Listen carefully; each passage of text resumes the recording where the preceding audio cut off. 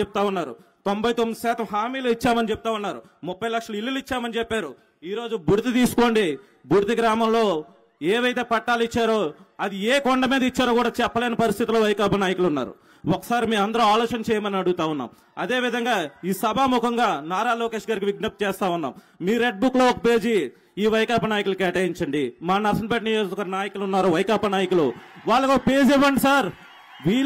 వీళ్ళని శాశ్వతంగా ఇంటికి పంపించాల్సిన బాధ్యత మేమందరం తీసుకుంటాం. రానున్న రోజుల్లో ఈ తెలుగుదేశం జనసేన పార్టీ ఉమ్మడి ప్రభుత్వంలో మేము కలిసి పనిచేస్తాం.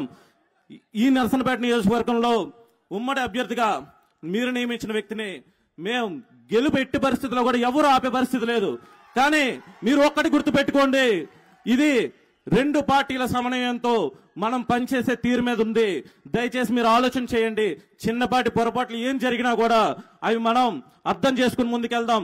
ఎక్కడ కూడా ఈ ప్రభుత్వాన్ని మరొకసారి వచ్చే అవకాశం ఎక్కడ కూడా మనం ఇవ్వకూడదని ఈ సందర్భంగా తెలియజేస్తా ఉన్నాను. అదేవిధంగా పోలాక మండలం మత్స్యకార సమస్యలు ఉన్నాయి.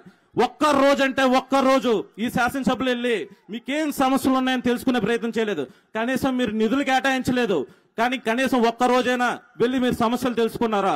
వాళ్ళకి అడిగారా? మీరు ఇస్తామన్న డీజిల్ సబ్సిడీలో కూడా బంకుల దగ్గర అన్యాయంగా డబ్బులు వసూలు చేస్తా ఉన్నారు. వాళ్ళకి సమయానికి డీజిల్ ఇచ్చే పరిస్థితి లేదు. మరబోట్లు కానీ వలలు కానీ గత ప్రభుత్వం తెలుగుదేశం ప్రభుత్వంలో ఇచ్చే పరిస్థితి ఉంది. ఈ రోజు అది జరిగిందా అని నేను అడుగుతా ఉన్నాను. అదేవిధంగా 4 మండలాల్లో కూడా ఈ రోజుకి చనిపోతే శ్మశానాలు లేవు తీసుకుని దహనపరచడానికి. దాని మీద ఏమైనా మీకు దృష్టి ఉందా? మీరు ఆలోచన చేశారని స్థానిక శాసనసభ్యులకు అడుగుతా ఉన్నాం.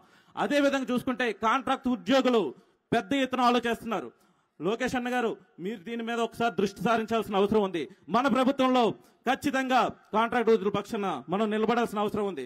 అదేవిధంగా జిల్లాకు చెందిన సీనియర్ నాయకులు అంటా ఉన్నారు, అన్ని రాష్ట్రాలు 28 రాష్ట్రాల్లో ధరలు పెరిగాయి, ఇక్కడేంటి కొత్తగా పెరిగితే తప్పేంటని అడుగుతా. నేను అతనికి అడుగుతా ఉన్నా ఇదే సభాముఖంగా, 28 రాష్ట్రాల్లో ఇలాంటి దాష్టికాలు ఉన్నాయా? ఇంత దౌర్జన్యం ఉందా? మరి మీరు దానికోసం ఎందుకు మాట్లాడట్లేదు? అదొక